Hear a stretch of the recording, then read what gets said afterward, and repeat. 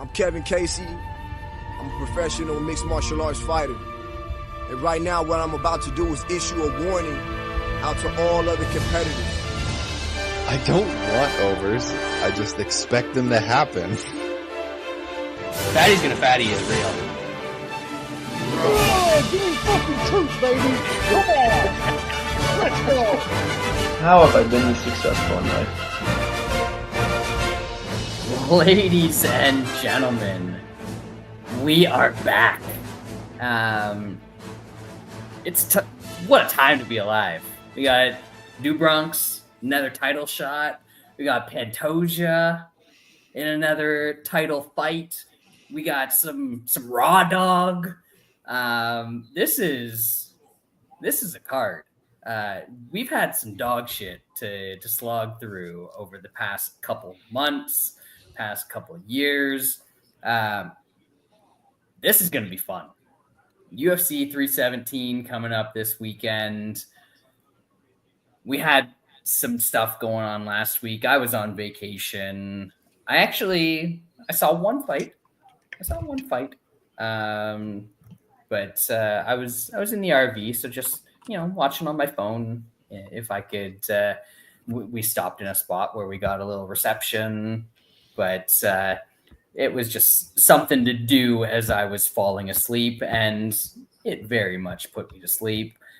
I don't think the same will be true of this weekend, because those last four on the pay-per-view, we'll get to them, but not even low-key bangers, as the kids say.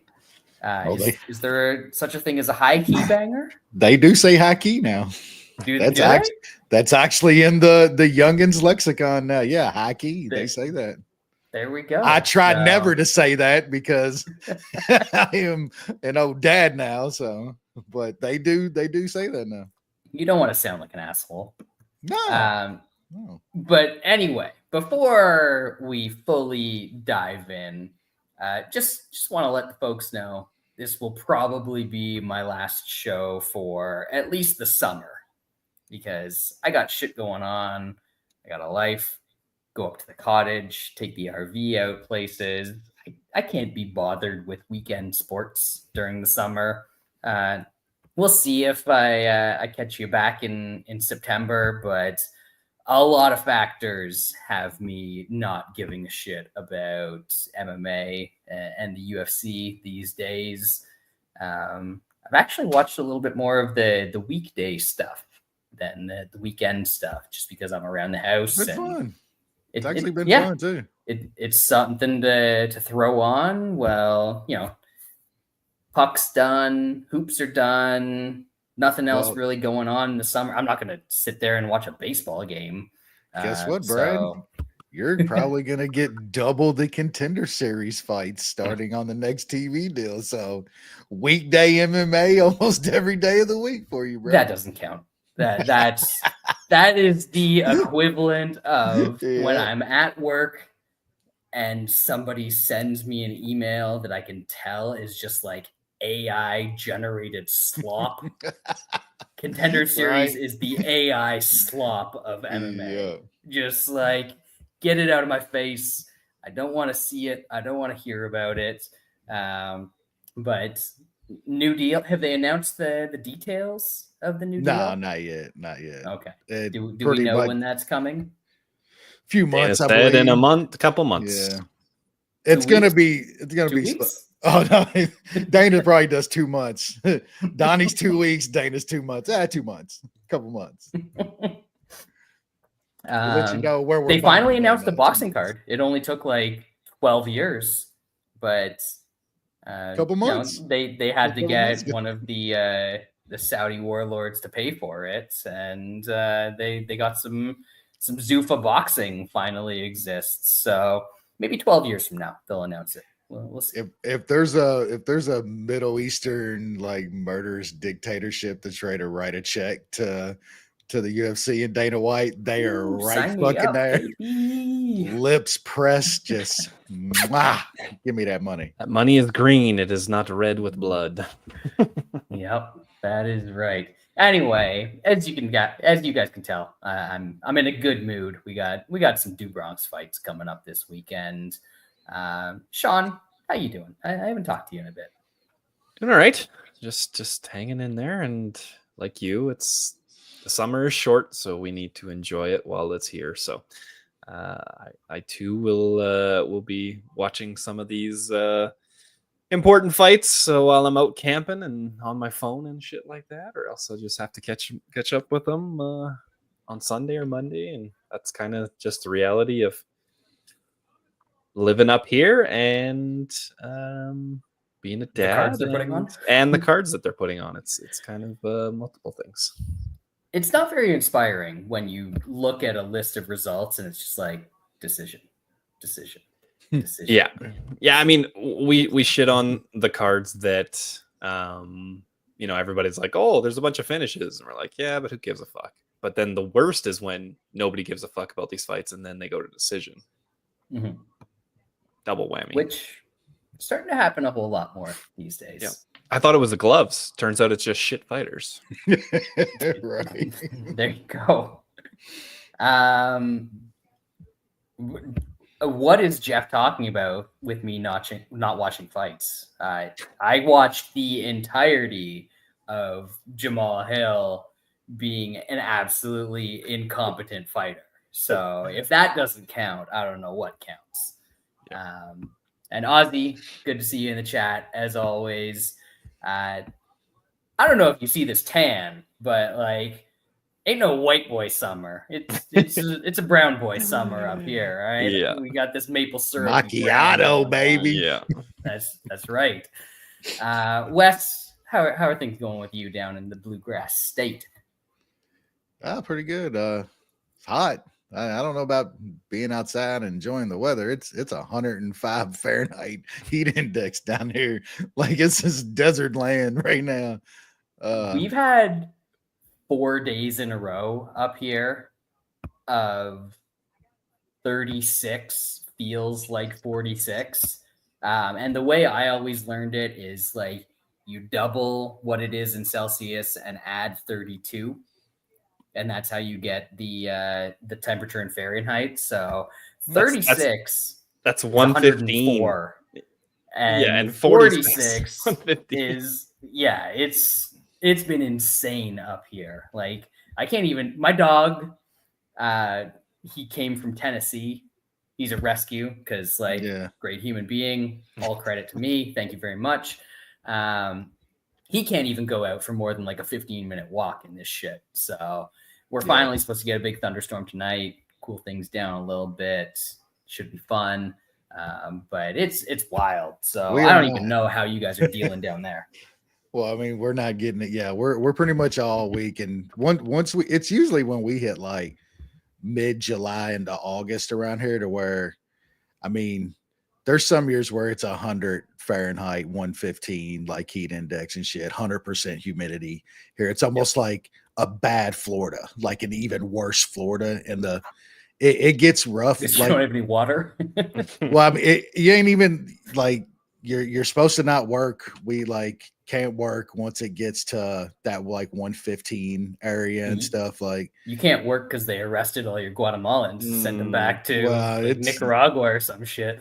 Yeah, you gotta. Luckily, we're not a major dim city in a dim state, so we probably don't have to worry about it here.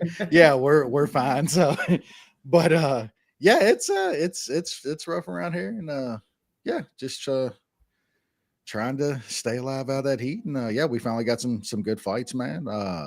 It's been kind of rough here lately with the fights, but I'm always got them on the screen. At least it's just bad when like hockey's over and basketball's over and I can't put baseball on it like a TV. Like I can't even have baseball on it. If I got something on baseball, it's literally just pulling up an app, checking that because I don't even like that shit on. Some people absolutely love baseball. I guess I get it. I did as a kid, but man, to watch that shit as an adult, it's just like, it's horrible. At least we got the soccer. The soccer's going on. I can watch the soccer. So Baseball as a kid was like going to the stadium with your parents and like having a hot dog and that sort of stuff. I loved everything about baseball as a kid. Like until I was probably 13, 14, 15 years old. Like I played baseball. That's like the only sport I ever played. Loved watching it, collecting cards, everything about baseball. But it's kind of like it was kind of coincided with my pro wrestling thing too. About that time is when I started getting out of pro wrestling, 15, 16 years old. Like, but I don't know as an adult, like I get, you can bet the shit out of it, but even with fucking cash on it, man, it's tough. Still like to go to a ball game. I go to a AAA game. Like we got good AAA team here, but going to it and watching on TV, man. And some people fucking love that shit, man. 7 TVs going. Bo got the projector going with all 12 game slate, you know. What's the Louisville team's like a very baseball name, isn't it? We're the Bats now. Yeah. Yeah, it's the Bats. We used to be the Redbirds for years when I was growing up as a kid. Louisville Redbirds. We've always been. You were the Cardinals like farm team at that point. No, we're the Reds. We're the Cincinnati Reds. Redbirds. I guess I figured Cardinals are also literally a Redbird. So. Yeah, and then we switched to Bats. Like it was the River Bats. Then it was just Bats because we like River Bats sounds kind of, but we're like on the river and shit. So, well, yeah, we've had great. Ellie played here for like a year and a half, I think. Like that dude was insane at AAA, was just destroying shit down here. So we've had good players come through here out of the Reds AAA. They usually just don't keep none of them.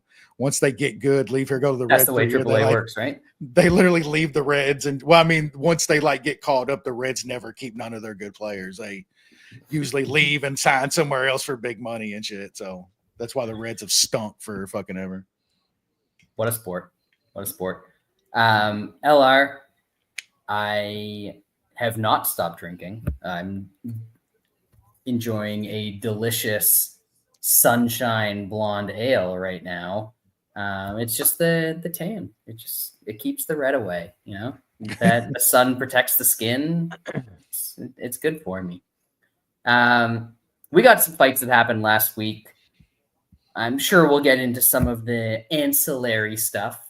For those of you who don't understand big words, that means like side stuff that's happened in MMA over the past week as we go through this, because God knows we don't want to talk about this shit. But I do always like to celebrate Jamal Hill just being impotent once he gets in the cage. Just fucking the worst. He's horrible. It is just so sad that this man won a title off Glover. That's one of that was like the biggest shame moment in MMA history that happened. That's when we knew it was over. It was done. Never coming back from that. But anyways, Khalil Rountree made him look awful in a fight for 25 minutes. And then Jamal Hill complained about it after because he wasn't good enough to do anything. So that was fun. Sean, any thoughts on the main event? Yeah, I was fading that fraud. It was very apparent that Hill is just not good. He's got big power, and if you're fucking trash, which there are a bunch of like heavyweights, then there are. He can hit you and possibly knock you out. But against anybody with some semblance of skills, he got smoked. Like he got dropped like multiple times, and he's fucking shocked that he got. I don't know if it was just shocked that the scorecards were as wide as they were, maybe. But whatever, he's done. He is who we thought he was. When you start complaining about the width of your decision loss, that's when you know, just like, dude, no, like, Jonah you're Hill sitting there gif, bloody, like picking yourself up off the canvas like 6 times and shit. Like, yeah. I mean, Wes? apparently, like, Roundtree like tore his MCL like coming into the fight. How bad Oh, is his your meniscus? Yeah, Yes, so he couldn't even spar How- for 3 weeks heading into how this. bad is your footwork where a man comes in there with a bum knee he ain't trained on in 3 weeks and literally stands in front of you? All Roundtree did was stand right in front of him and just kind of go in and out of the pocket and one punch him. Like, that shit was hilarious, dog. I was laughing half of that fight. Roundtree looked good, but you could tell like Roundtree's usually bouncing around throwing leg kicks and shit. And, like, he did land some heavy leg kicks, but he didn't throw, like, you could tell there was He only something landed them different when they were right there. Yeah, and that's it. That's all on Hill too. That's how bad he is. He's standing there stiff-legged right in front of him. Hill is terrible. Like, he looked horrible. Like, he didn't even belong, man. So, and then I more would rather talk about Roundtree, man. In that division, like, Roundtree's like pretty fucking good, man.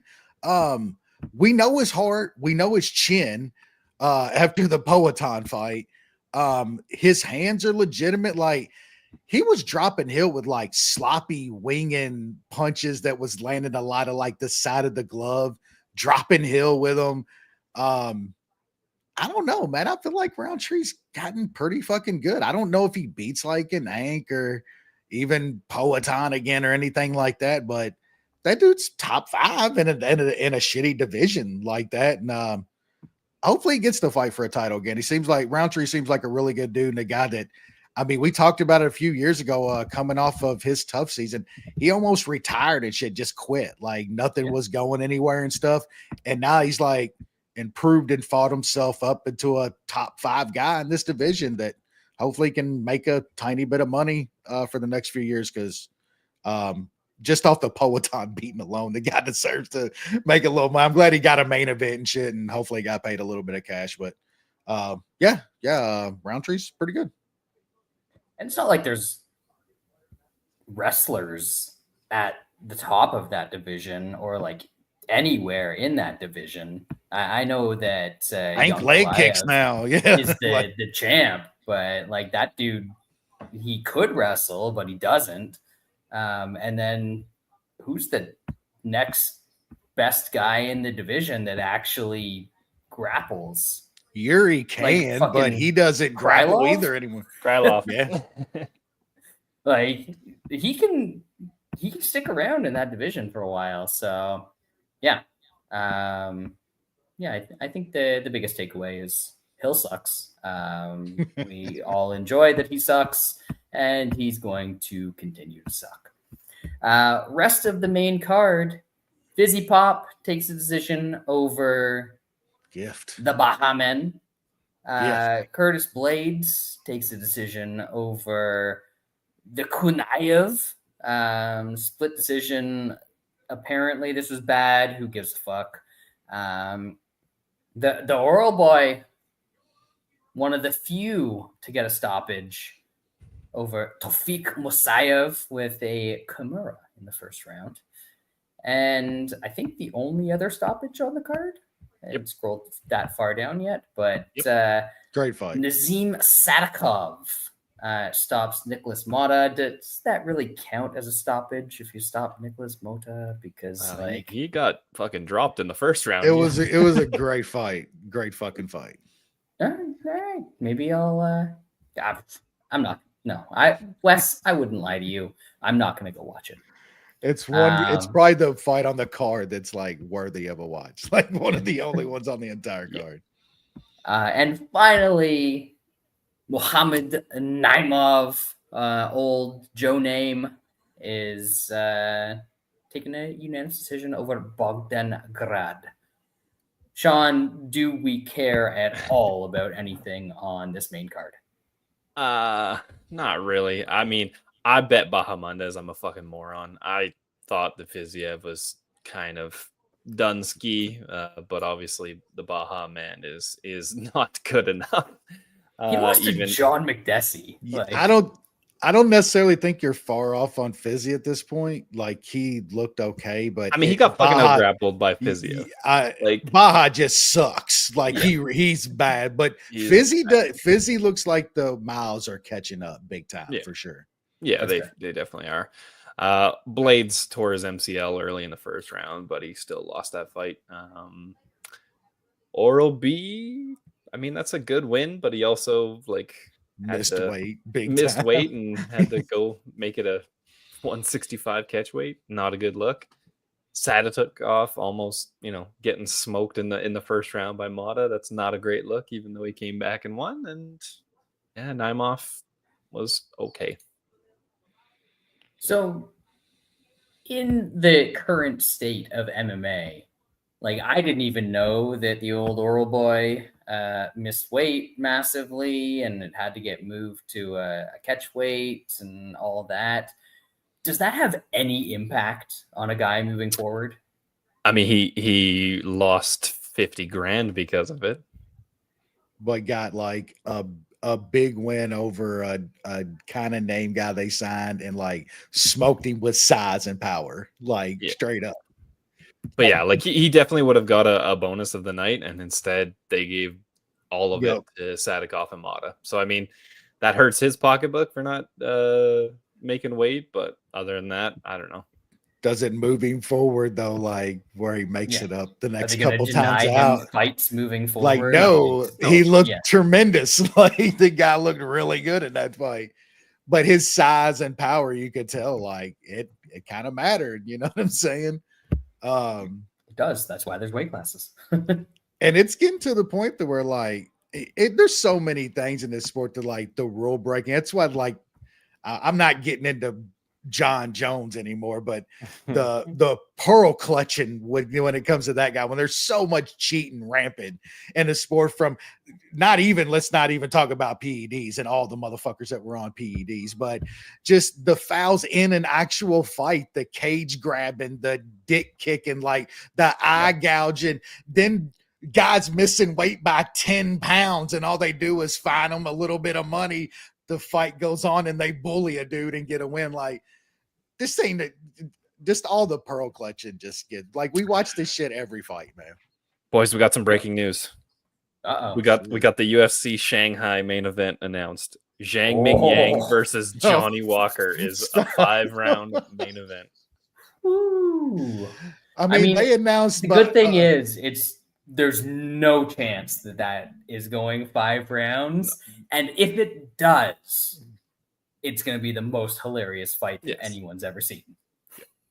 People were all hyping up. They announced Bahalo and what's his name? French, Russian, today. And it's Imavov. Imavov. It's man.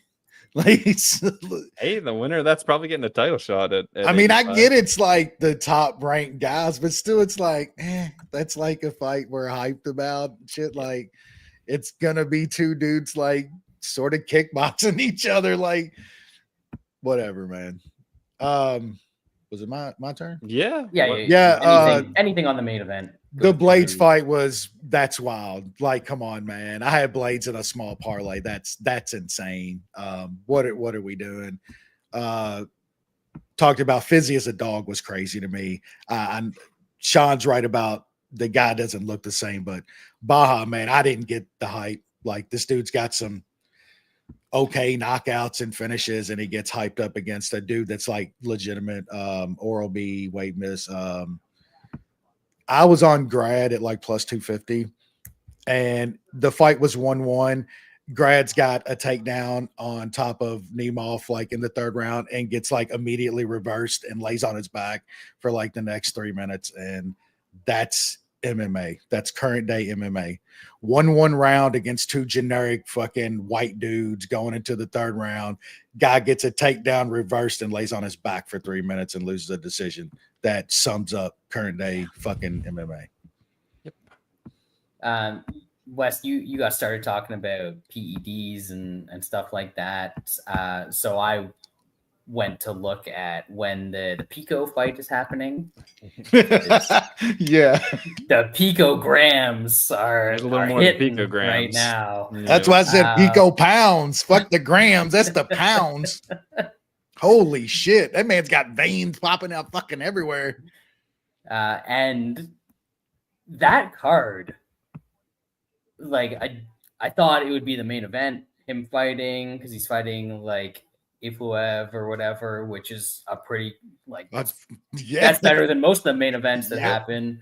But that card is, first of all, in Saudi Arabia, so they're actually getting a lot of money to put that one on. But it's fucking awesome. Yep. Whitaker and RDR in the main events, and then Pico. Who else did I Peter see on Yan there? Yeah, Yan against old Grandpa McGee. That's a banger, though. That's a fucking banger fight, man. That's wild, but it's the state of the sport is that some Saudi prince can pay a few $1 million and get a way better card than half of the shit that happens on pay-per-view these days. But I digress.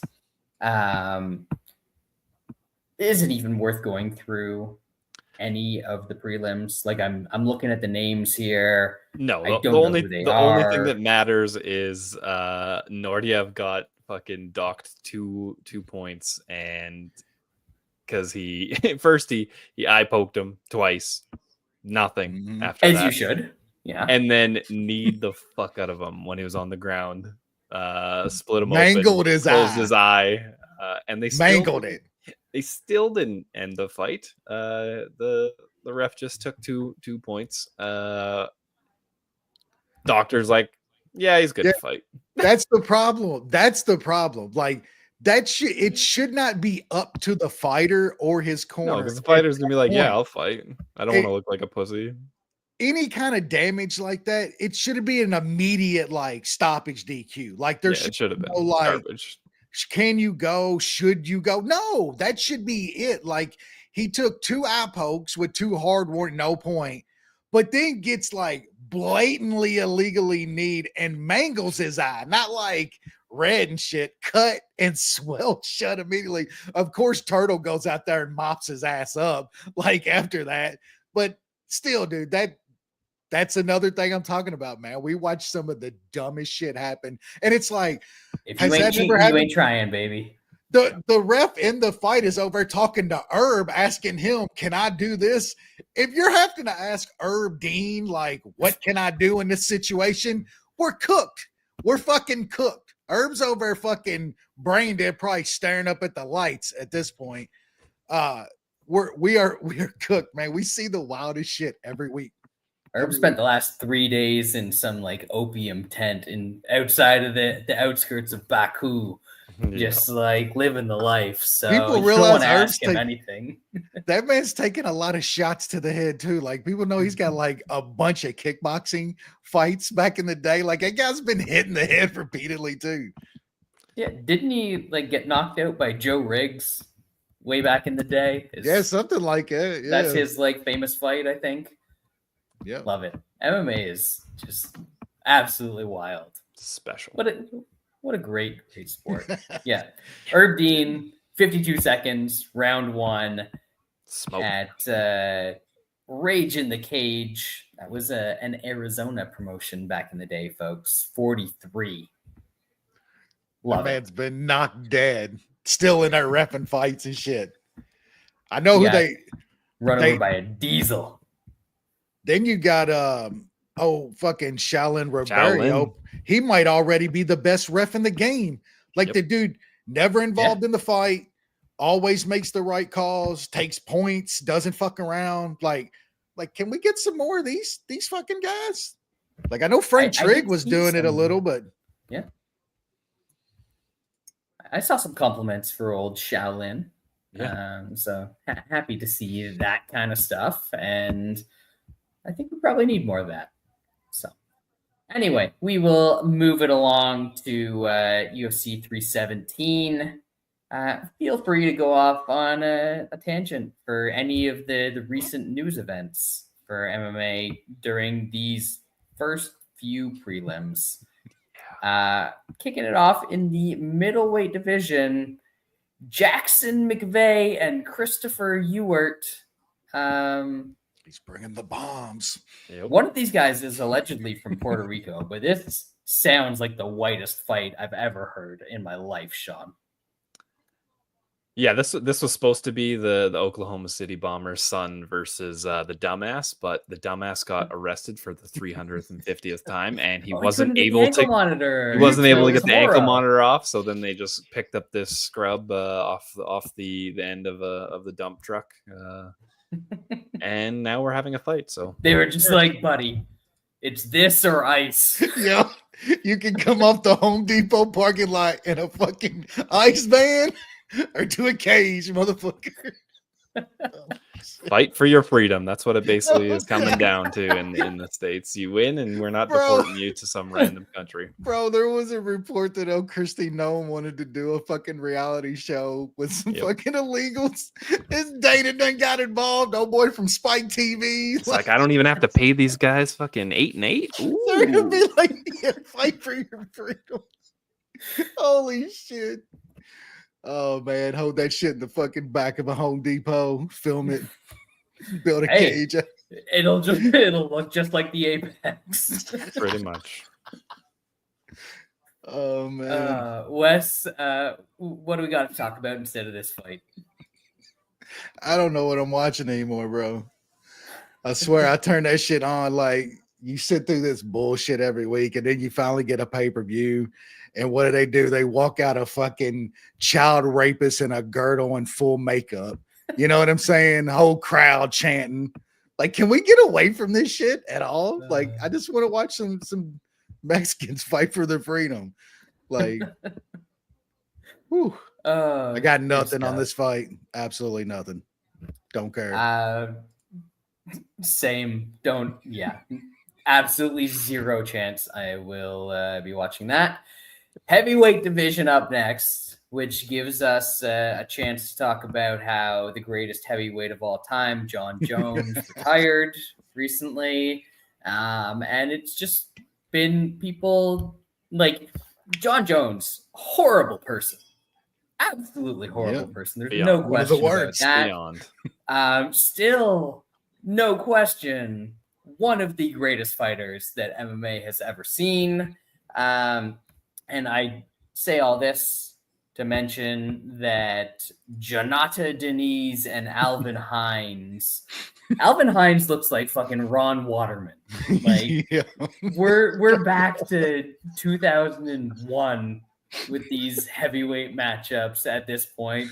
It's like generic Brazilian striker who couldn't defend a takedown if his life depended on it, taking on some biker from Iowa. Like, whoo, Sean. Do you want the saddest part about this? This was originally Denise versus Justin Toffa, and it was on the pay-per-view. Jesus Christ. I'm so glad bad things happen to the heavyweight division. Love it. Yeah, don't give a shit. Jon Jones is a fucking moron. Yeah, that's good. But yeah. I don't know. Unfortunately, whatever you want to say, he was still the best fighter there's ever been once he was inside the great cage. Wesley, I know you probably got something for this. I can't go into all the things I've had to say over the years on Jon Jones. Look, despicable fucking guy. The best thing about this whole week and him retiring is that like the next police report comes out to where this guy did some more horrible fucking shit. And it's like immediately after it's completely on fucking brand, but like, I don't know, the revisionist history with Jon Jones. And then just, I think so many people now that are fans of sport weren't even around for like his dominant run and realizing, and they look back and they say that Vitor and Glover and Shogun and all these guys were these old Asian dudes. And he just had like, no, they were literally like in their part of their primes of their careers too. And he was dead body and fucks everywhere. And then you get to the things we've talked about on here many a times where a guy's such a huge underdog and he performs above expectation. So you start talking yourself into him losing to guys like Reyes and Gustafsson and shit when he was just in close-ish fights that he still won, you know. Snowden wrote a good thing that I read the other day about Jon got to a point to where he just didn't give a fuck anymore, man. There was nobody to test him. And then he's beating guys like DC, who might be one of the 2 or 3 best light heavyweights that's ever walked the earth. He's partying on cocaine that fucking weekend and then knocking out DC and shit. Like, come on, man. And then the PED shit, like, can we stop with the PED? Do y'all Nobody know cares. Nobody all cares. of those dudes were on PEDs, man? If you don't think these dudes ain't on PEDs, man, it's almost, you know, I look at like fighting is almost like weightlifting, like guys going for Mr. Olympia. We all know you can't achieve that kind of shit without it. It's the same with fighting. You think these guys at the upper echelon can keep up that training and that physical well-being and shit without using things to help them? You're out of your fucking mind, man. The fights are better when fighters are on the shit. And it's not to be like bigger and strong. It's literally 99% for recovery. And I don't care about that.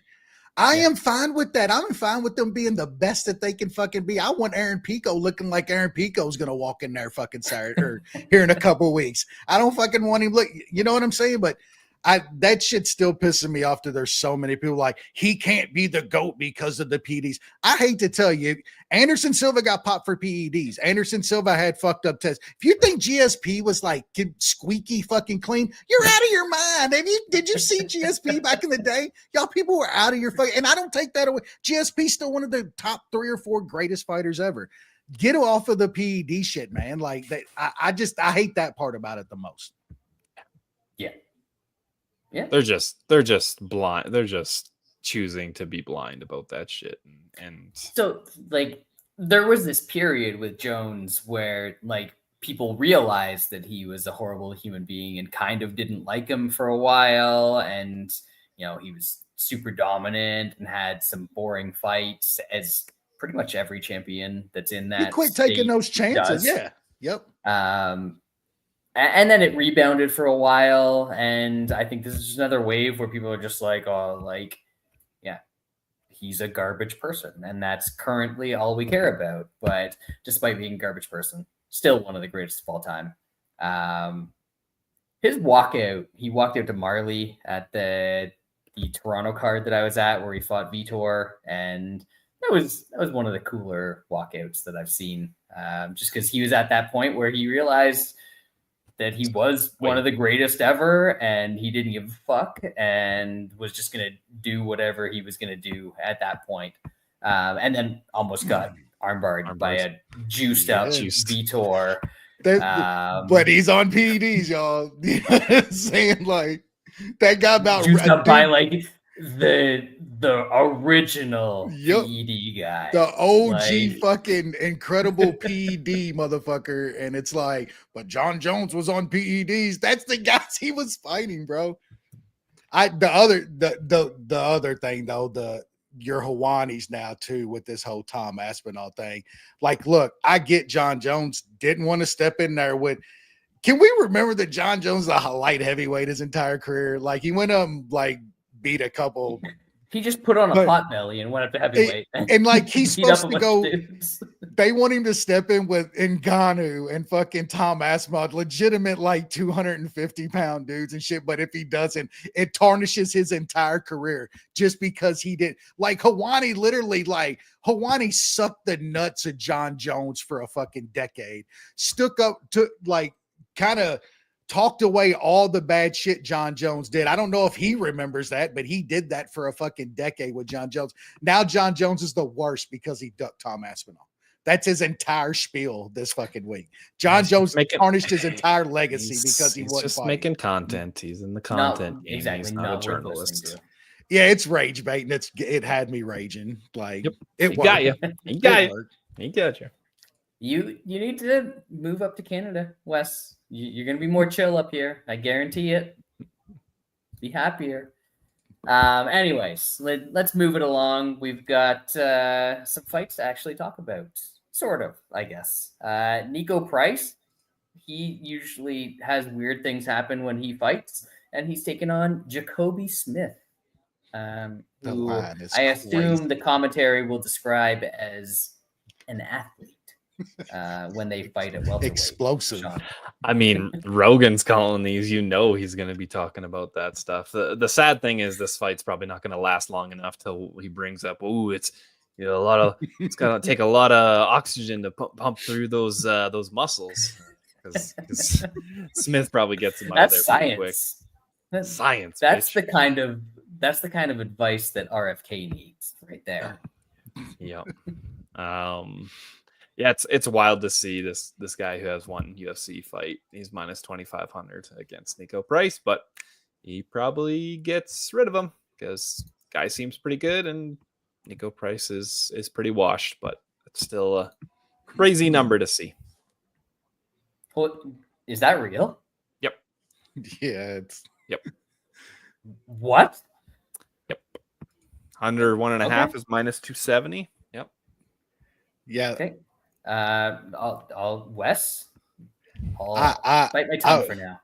I really like Jacoby Smith, and like he's probably going to smoke Niko Price, but Niko Price is an actual UFC vet that he's taking some shots. Like he's chinny at times. Other times he takes shots. Man, plus 1,200 is insane. Like I'm throwing some Subway and lunch money on that. Like I think Smith fucks him up, but that's crazy. And I'm going to try fight starts round 2 as well. If Niko's got any kind of chance, he's got to survive it early. And that's like plus 115 for Niko to get out of the first round.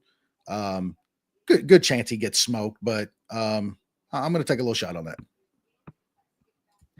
Like, I guess this is a constant spot for me where like this dude's knocked out a bunch of scrubs in the first round on the regional scene who have 500 or worse records. Gone to decision with a couple of guys who have like 500 records and beat Preston Parsons in the UFC. Mm-hmm. And now he's minus 2,500. Like, does that mean Preston Parsons would be like minus 500 against Niko Price? Like, I don't understand what's happening here with the price, if you will. So I'm not going to watch this. It'll probably be over within a minute and I will lose my bet. But I'll have to throw at least like $50 on Niko Price just for fun because like this is insane. Anyway, we are going to move it along to the lightweight division. Stuff got at least fun quickly on this card. That's nice to see. Terence McKinnis taking on my boy Slava Cold Soup. I'll get you. The borscht. Apologies, folks. I'm rusty. I've been away a couple of weeks. Sean. It's tough to trust Terence McKinnis to do what he should do. When he does what he should do, he kind of smokes these guys, especially when they're not very good. When he's dumb or if he can't get him out of there, then things start falling apart quickly. I think that's why this price is the way it is. Because, this matchup, McKinnis really should take this guy down and finish him fairly quickly. Cold Soup's been taken down a million times by a lot of different people. And McKinnis McKinnis got the wrestling to do that. It's just tough. It's a bit tough trusting Terence McKinnis, but he's not that big of a favorite. I think it's short. I'm probably going to have to put him in a parlay.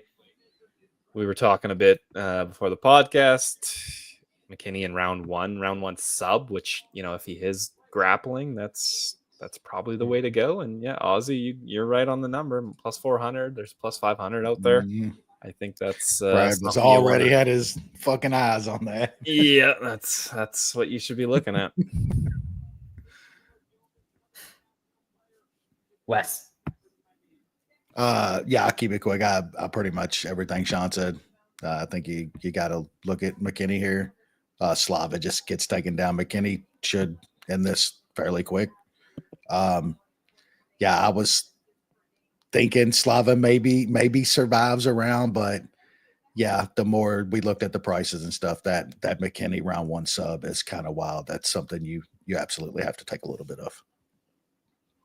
Yeah, I don't have the his record in front of me right now, but McKinney is very willing to just like blast double a guy, get to the back, and choke him out. And that is something I can very much see happening in this fight.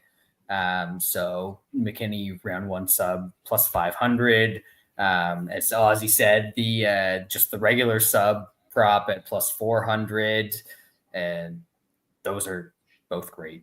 I think he's going to wrestle him and choke him. And it's not like you're taking a big risk on that happening. So fun times. Next up, flyweight division. Vivier Rujo, a former future champ, taking on Tracy Cortez, who is just a former future champ. Sean. Gotta love this. The women's divisions. I'm gonna need a little help on this one. So I was kind of looking at Rujo to take her in this fight. Then I find out that she became a mom not too long ago, but she didn't do anything when it came to that mom. That's all the wifey. So my question is, mom quit or nah? If she doesn't actually carry this baby. Ooh. I feel like nah. Because like the mom quit comes from like going through birth is a traumatic experience. Yeah.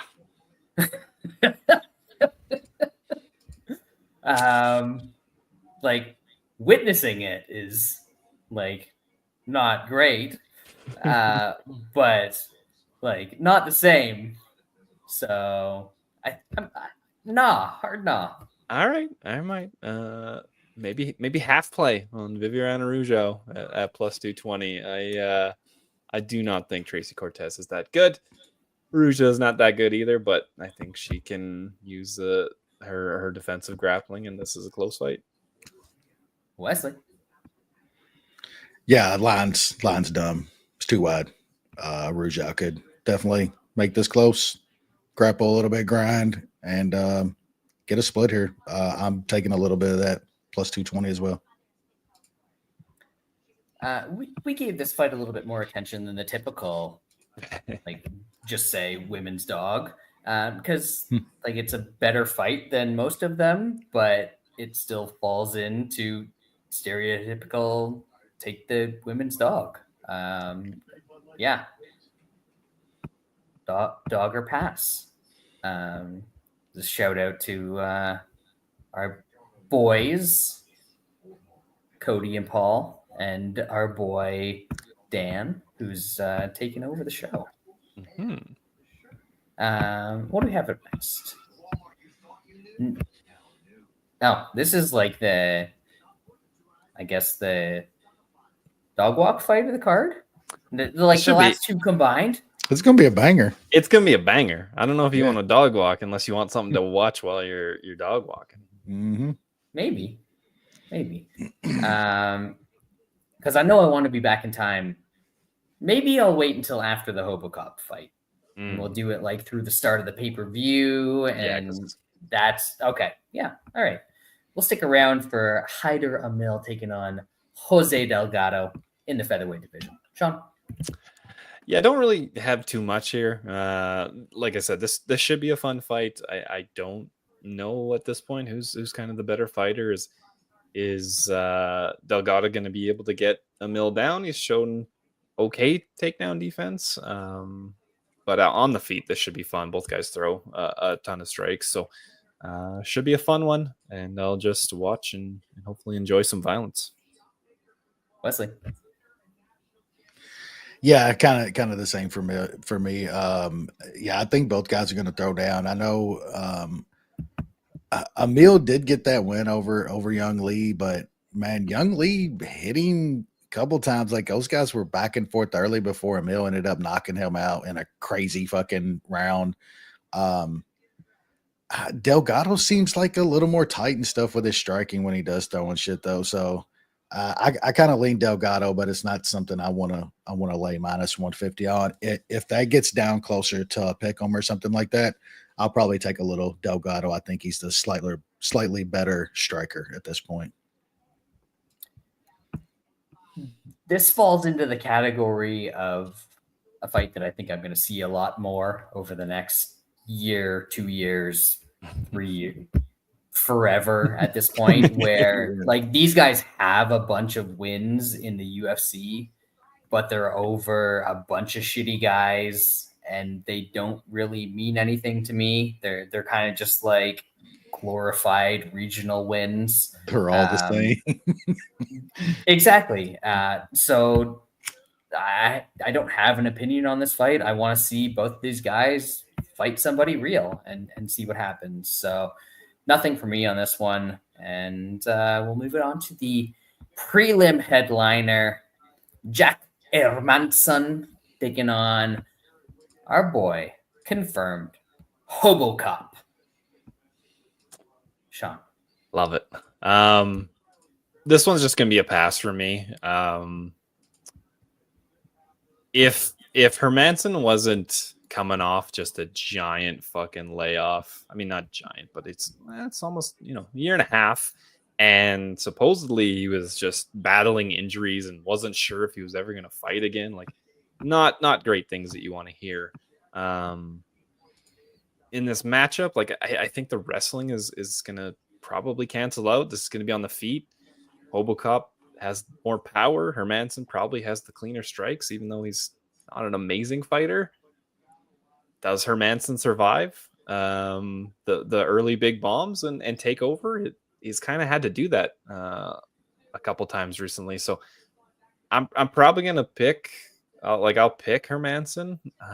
That layoff is just tough because Hoboc brings the thunder, and there's not many guys that can withstand that early onslaught. So,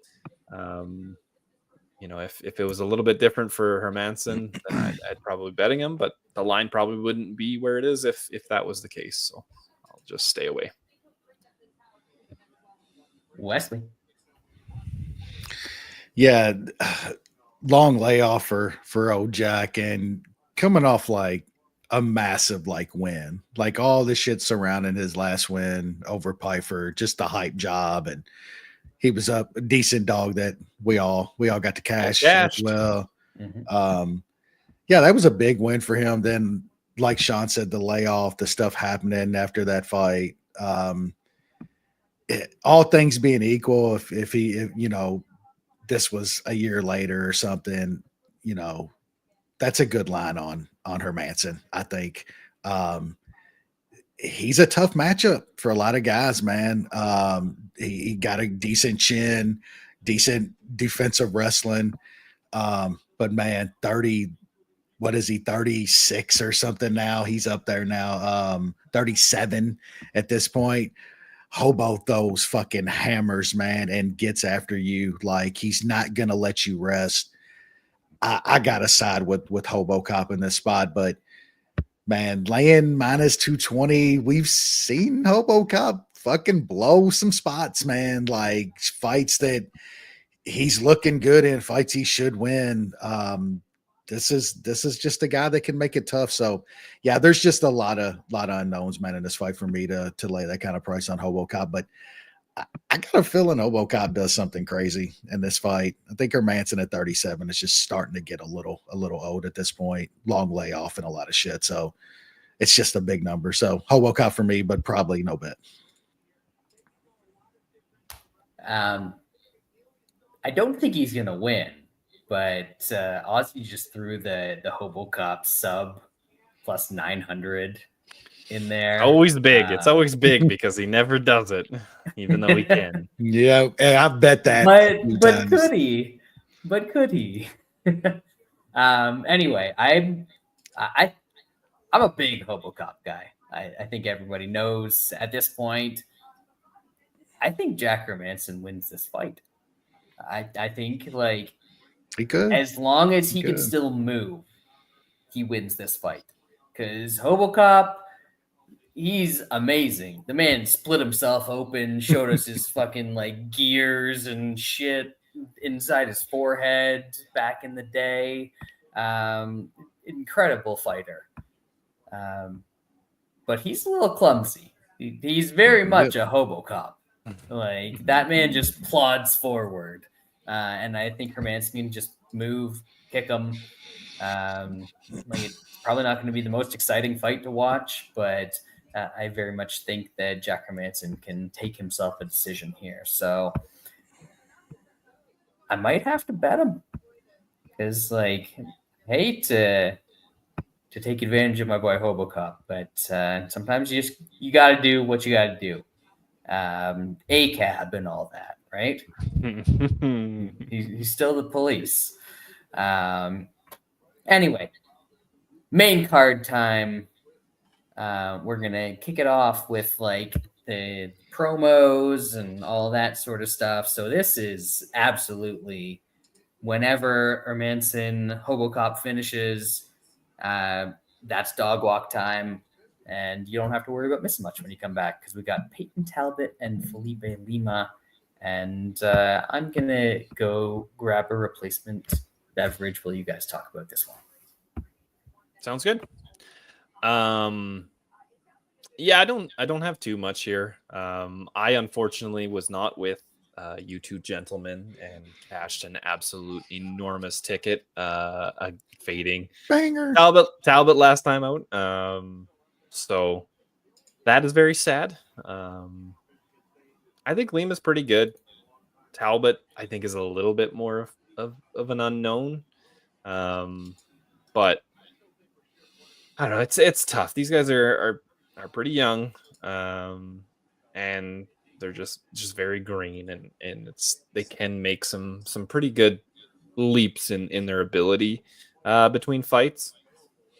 Fight probably stays on the feet, so I think I'll probably side with Lima, even though he's probably the better grappler as well. But just that I think he's just gonna land a bit more. But yeah, like I said, I don't have a good eye on this. I was not keying in on the fade ability on Talbot last time, so maybe you guys will clue me in on this one. What do you got, Wes? Honestly, not a lot. This fight is just, I don't have a really good read on it. I feel like Talbot's definitely gonna learn from that fight last time. Like Barcelos is a fucking vet. I mean, he went out there and schooled fucking Gallbrandt in his last fight after beating Talbot. Like we know Hani's still a decent dude. I mean, Lima beat a okay vet last time and Miles John, so still was a close-ish kind of decision. Yeah, I just don't know where these guys are going to be this time out. Like you said, they should both make pretty good leaps. I feel like Talbot hits a little bit harder, but Lima's probably the faster, overall better striker. I don't know about the mat. Like Talbot's kind of background is jiu-jitsu and shit. So like, does that? I don't know if he's going to be able to offensively grapple to get it there. Right? Yeah. Yeah, I mean, and Lima's not horrible on the mat either. I don't know if that cancels out or what. Who's better there, honestly? Yeah, this is just a really close fight, I think. Lean Lima slightly, but I mean, probably a dog pick in Toutmaster. It's almost like pick the dog or not. To me, not anything I can bet though. I won't trust Talbot until I see him go on another couple fight streak. There's just no way after after getting beat by Barcelos, even though I think Barcelos is decent. Like, he got pretty much big brothered by Harney Barcelos. So, yeah, probably Talbot pick and Toutmaster, but it's just, man, I got no good read on this fight whatsoever. I think Lima wins. Like, he was able to grapple Joe Name a little bit. Obviously got the win over Miles Johns in his last fight. But like, Talbot is going from minus 1,000 against old dog. Ronnie Barcelona to a dog against some guy who's like maybe worse than Ronnie Barcelona. Doesn't quite make sense to me, but like, my only read on Talbot from the start is that he was way overpriced. So like, maybe that's still the case at this price. So nothing for me here, but I expect that Lima should be able to grapple him. Yeah, so there's that. And at this point, I will return and begin to watch again.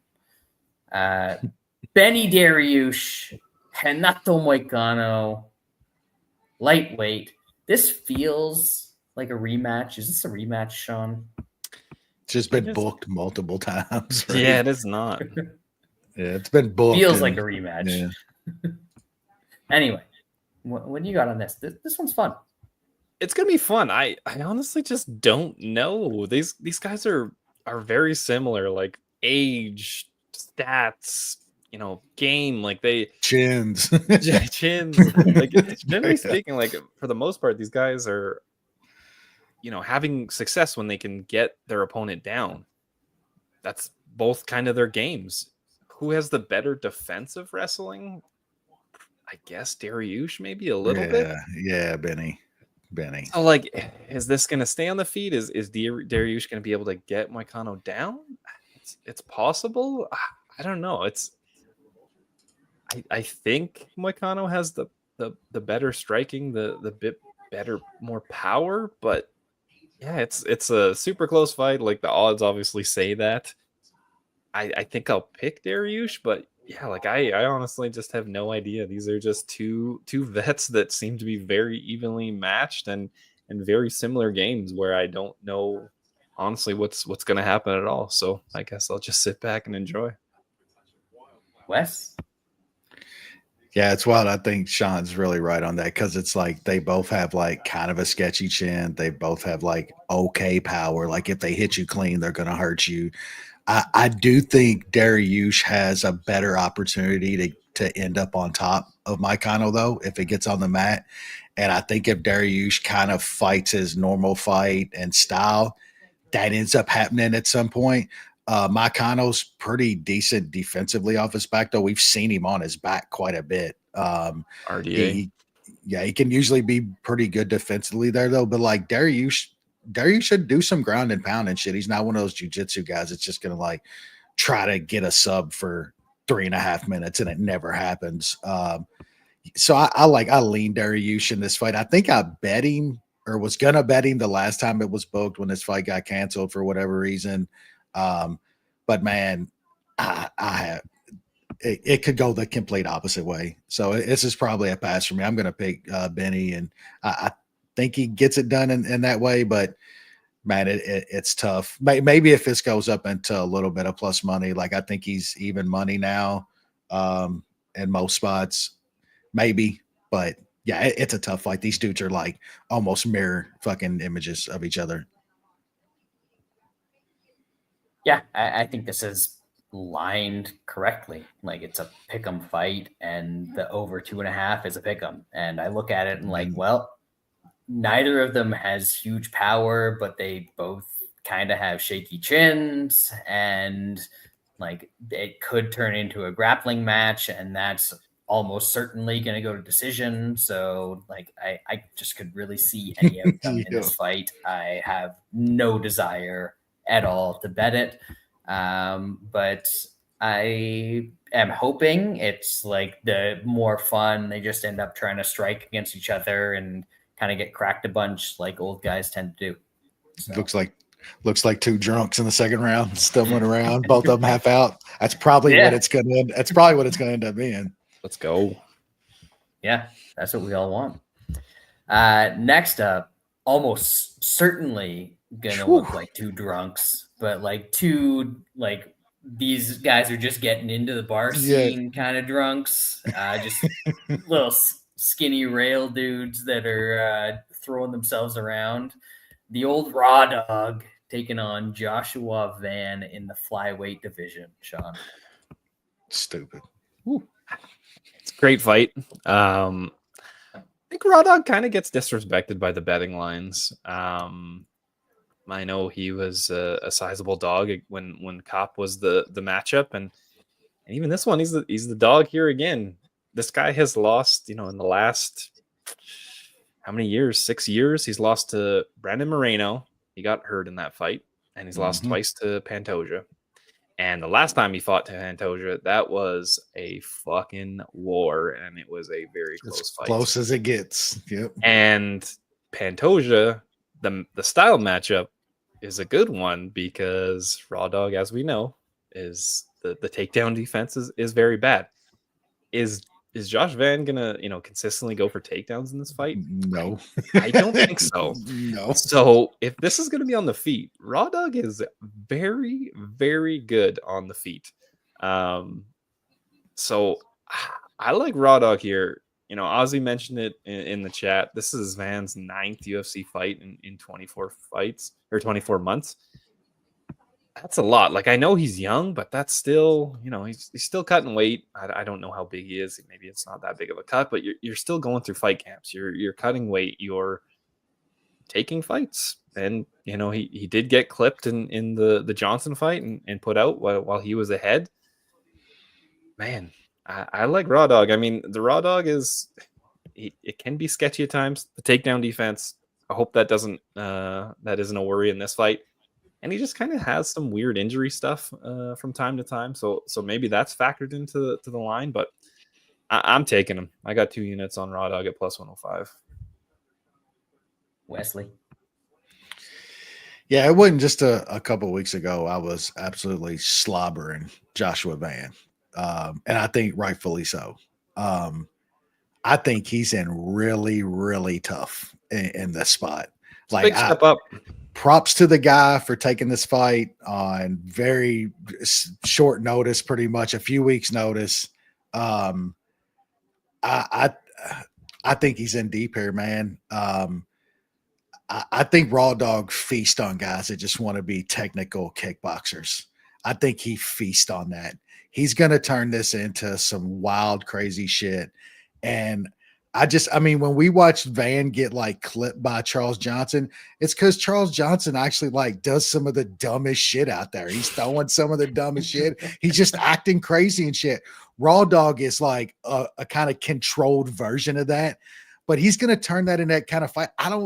At this point, I don't think that's just a good fight for Josh Van. And I still think very highly of Van, man. I think he's a very good fighter, but like Sean said, like Raw Dog, like his chin is incredible. He doesn't get like Pantoja hit him with some shit. Like, you don't get that guy out of there like that. Van's not like some great offensive wrestler. I don't know if he subbed anybody at this point. You're going to let Raw Dog like just turn it into a crazy fight on the feet, man. Like, he's totally disrespected in almost every fight, dude. And I think he is here too as well, man. Even just being even money, I figured he'd be more like a minus 170 favorite in this spot. So I love Raw Dog here. He's going to be a pretty sizable bet for me. Let's not disrespect Joshua Van's submission game that much. The man has a calf slicer on his record. Yeah. So, but I don't think that's going to come into play here. Like you guys said, I think Raw Dog is just going to turn this into an absolute war. He's going to come at you. He's going to throw everything. He might get clipped.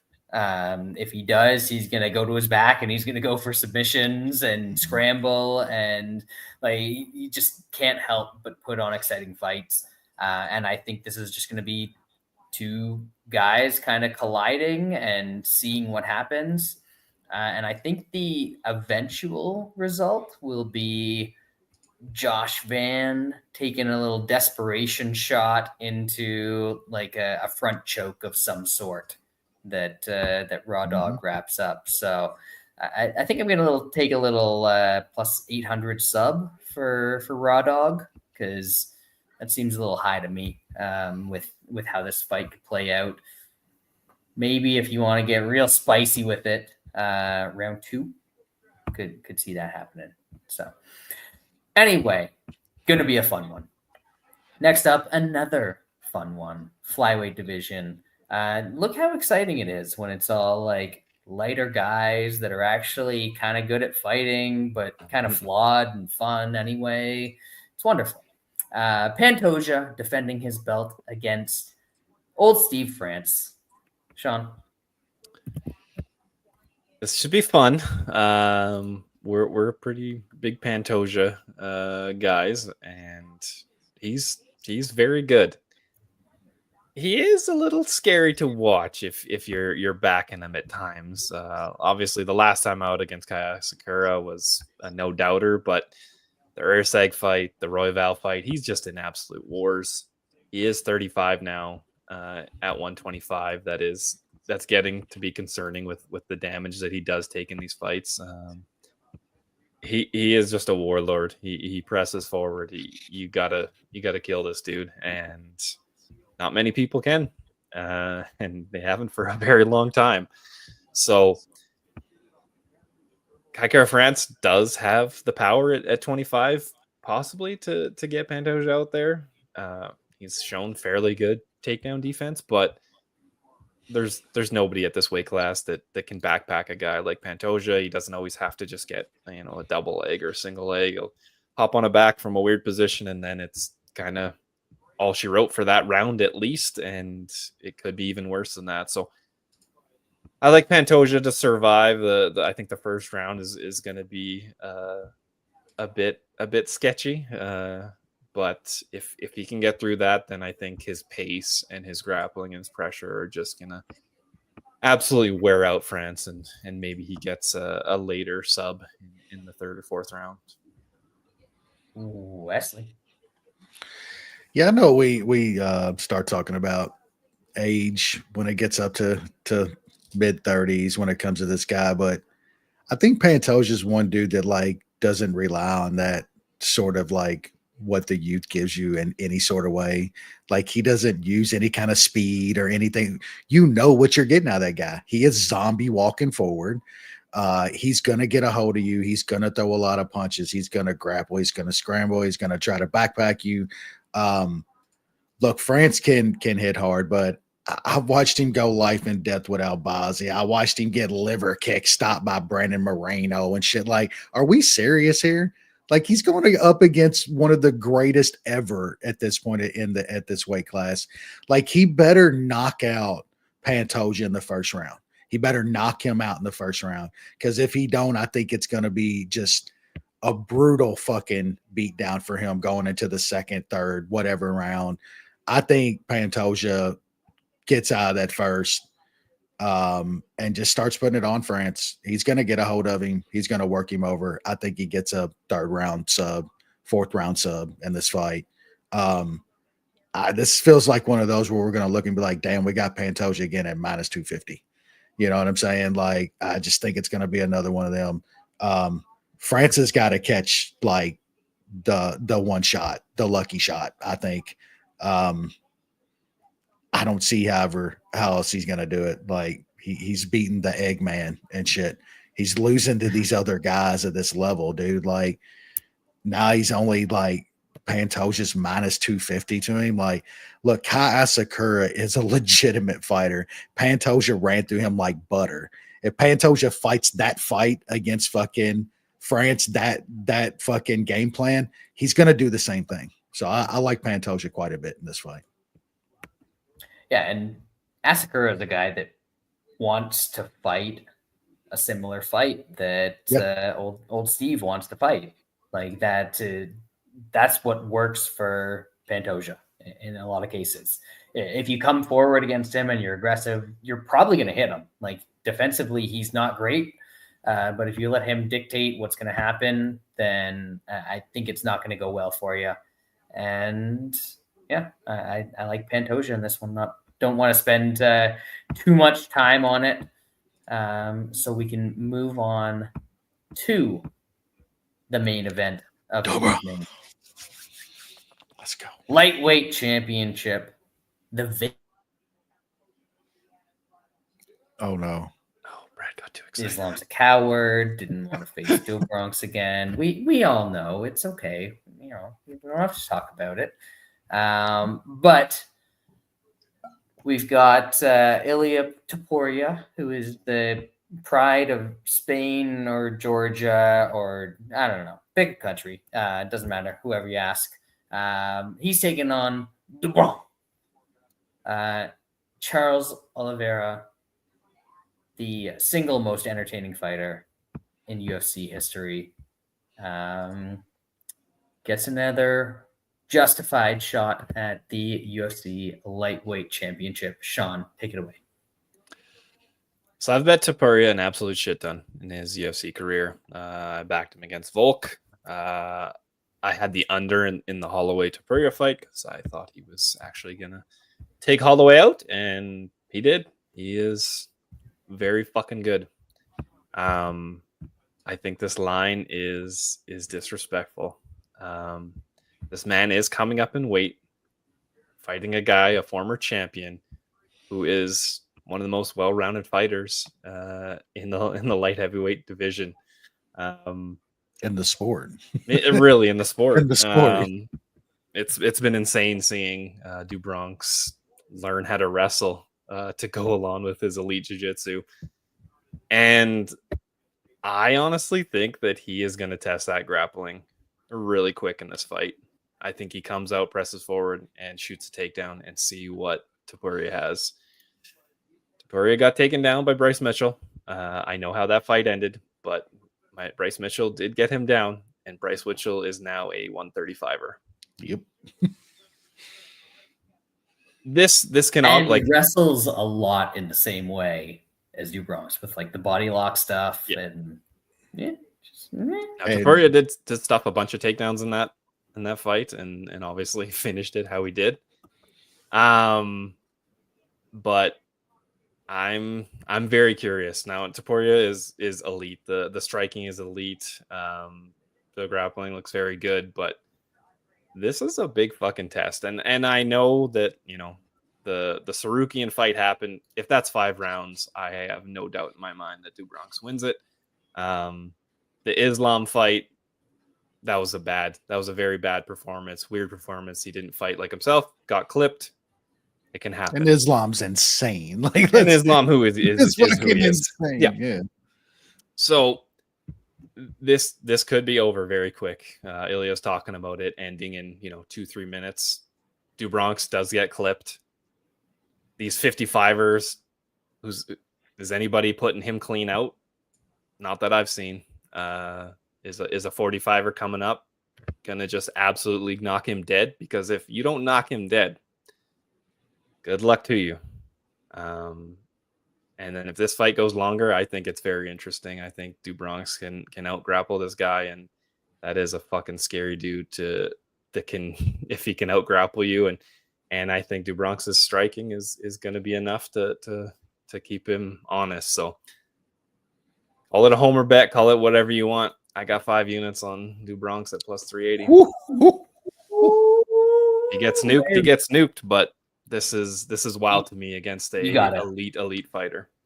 This is because here's the thing, like, yeah, he gets nuked. The line could look absolutely fucking ridiculous if do Bronx shows up on Saturday. Yeah. And this line will never happen again. If that happens. Yeah. Well, no, how many other fights? Yeah, how many other fights is Do Bronx getting lined up with that where he's going to be a 4-1 dog to anybody in the division and stuff? Even if he was to run it back against Makhachev, like right now, he wouldn't be a 4-1 dog. I don't think even against, well, maybe he'd be a pretty big dog, but and I'd probably bet him. Maybe Probably not as big, but I'd bet him. Yeah, not as big, but I'm taking that too. Look, size means something, man. Do Bronx is one of the bigger 55ers. The dude used to fight at 70, used to kill himself to get down to 55. He got the weight cut like way better. 45. Like, yeah, he got the the 45 was like very early on and like then scary. I think like size matters here. Look, I know Topuria, like he hits hard. He better, like Sean said, he better dead Do Bronx. Like he better dead him. And I think the longer this fight goes too, man, that size adds up. I think Do Bronx is absolutely gonna come forward. Do Bronx will usually like strike a little bit just to get that distance closed a lot. He'll let guys fucking come in to strike to close that distance and stuff. Like Topuria's footwork and stuff, like he's gonna be the faster guy. The footwork's gonna be insane. But man, like Do Bronx hits hard too. Like I think a lot of people are just forgetting that. Like, is Topuria gonna take any clean shots that Do Bronx like lays on him? Like, it's not. It got dropped by the Jai Herbert. It's not, and it's not Max. Like Max would beat you with volume and shit. Like it's not Max swinging on him here. It's and even Volk's not a KO artist. Like that. Yeah, he hasn't really been touched by a hitter since the Jai Herbert fight. There's just a lot of things in this fight. Even though, like we all agree that Topuria is one of the best fighters on the planet, there's just a lot of little things going on in this fight with moving up and shit to where this line just is insane. For me, it's something you have to take a small piece of, win or lose. Like Sean said, if Do Bronx gets nuked, he gets nuked. But if he doesn't get nuked fairly early on, I think like it's going to be very interesting. If this makes it anywhere like later in the first and out of the first round, I think you're absolutely going to be wanting to hold a Do Bronx ticket over holding a Topuria ticket. So I'll be taking some Do Bronx as well. Already had a couple units on the plus 380, but it's still climbing. And then like if this goes up into the 400s, I will have to be adding more as well. I think Do Bronx could survive early against Topuria here. And if he doesn't get deaded, the longer this goes, man, that grappling's going to be tested. Sean and Brad's both brought up the Bryce Mitchell. We brought up Jai Herbert now, catching Topuria. It's not like he's never been, that chin's never been checked, because it has. Line's crazy. Do Bronx plus 400. One more time. Guys, what are we doing here? They're doing it to us again. I get it. Topuria is great. We've recognized that he's great for a long time. He hits incredibly hard. I think I've probably said he hits harder than any 45er I've ever seen, which means that he absolutely could crack Do Bronx and knock him out. Yeah. That is a distinct possibility in this fight, but it is lined like that is going to happen. Like that is the only outcome, because you can't have this price unless you think this just goes out there and turns into a 2 or 3 minute fight until Topuria lands something big. Because if it turns into a fight, this is Topuria going up against an aggressive guy with great stamina who is going to march forward and just keep throwing stuff at you. And you might knock him down, you might hurt him, but he's still going to be dangerous in those positions. And like, is Topuria really going to want to pursue grappling with Do Bronx in this fight?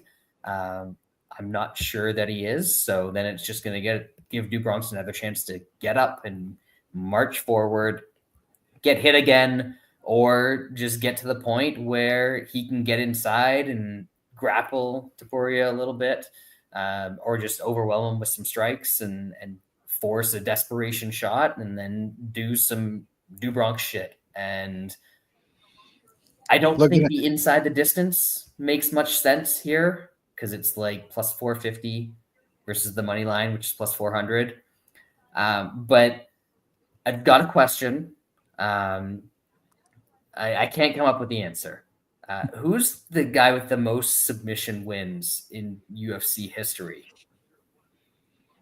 I think it's still Bronx. I think it's him. Bronx. It's one of the most elite finishers the sport has ever seen. Like, you are correct, and you can get that at plus 1,000.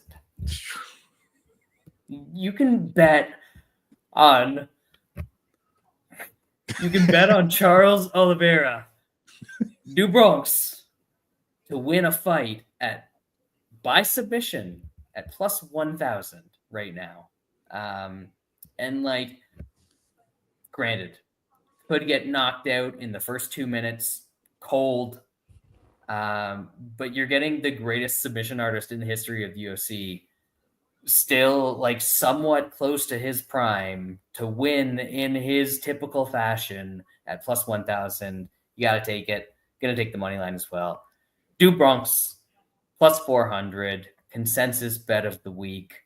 I feel like we got to at least double up on that one. Look, sub 2. That's what you're. No, just like the money line. Money line's fine. We don't want to. We don't know what the people can get out there. Yeah, so we don't want to be ridiculous. Yep. But like plus 400, couple units on there. Yep. We're rolling one last, or possibly second, third, fourth, fifth last time with Bronx because like that's the guy. But consensus bet of the week, and I think that has just about overstayed our welcome for the week. Appreciate you all sticking around, listening with us. I think there's probably fights happening after this. Who cares what they are? Black Beast this versus is going to be something wonderful. Enjoy it. Allison Teixeira down in Nashville, baby. In Nashville. I used to went to that 1,000%. Not anymore. The headphones died. Oh no, that's okay. We'll take it out of here. That's why I was trying to wrap it up. Sorry. All good. Later, folks. Peace.